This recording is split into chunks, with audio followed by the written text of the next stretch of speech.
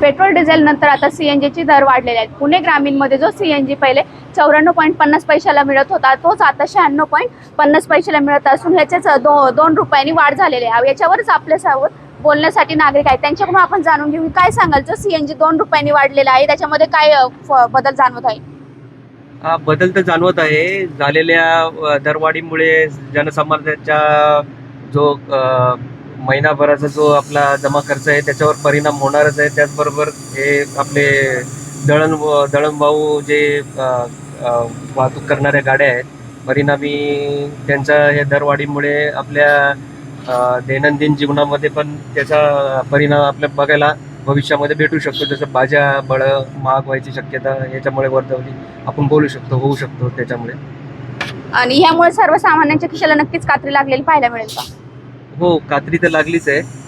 याच्यामुळे आपला महिनाभराचा जो बजेट आहे तो विस्कळीत होऊ शकतो। कारण आपल्या काही बजेट आपण घरामध्ये इंधनासाठी ठेवलेलं असतं, त्याच्यावर ते नक्कीच त्याच्यावर अधिभार आपल्याला आता द्यावा लागणार आहे शासनाने सामान्यांचा विचार करून ही दरवाढ एकदम न करता थोडी थोडी करून अशी करावी जेणेकरून सामान्यांना पण त्याची झळ पोचणार नाही।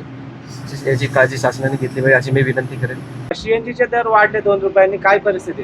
दिवसेंदिवस इंधनाचे दर वाढत चाललेले आहे। पेट्रोल डिझेलचे दर मागील आपण बघितलेले आहे की 3 रुपयांनी वाढले ते। गरिबांचं आपल्या सर्वसामान्य माणसांचे खूप हाल होत चालले ते।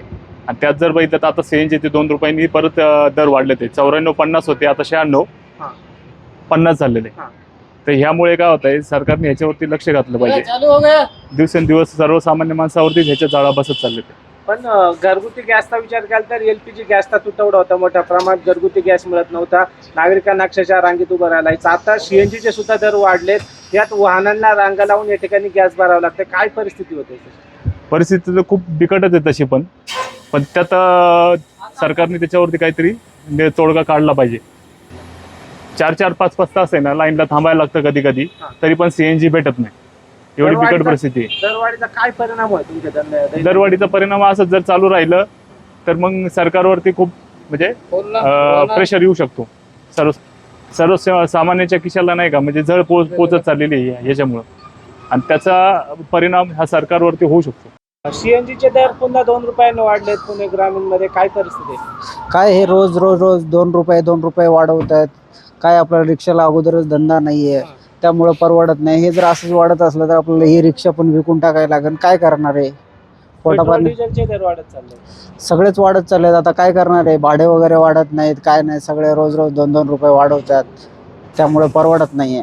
लोकांना 2 रुपयांनी जरी वाढ झाली तरी त्यांच्या खिशाला ही कात्री लागलेली आपल्याला पाहायला मिळत आहे। यामुळे सामान्य नागरिक सरकारकडून अपेक्षा करत आहे की ही जी दर वाढ होत आहे ती टप्प्याटप्प्याने करावी। एक जास्त प्रमाणात केली तर ती त्यांच्या खिशाला चांगलीच कात्री पडेल। नीलम चापुडे, LS मराठी, जुन्नर, पुणे।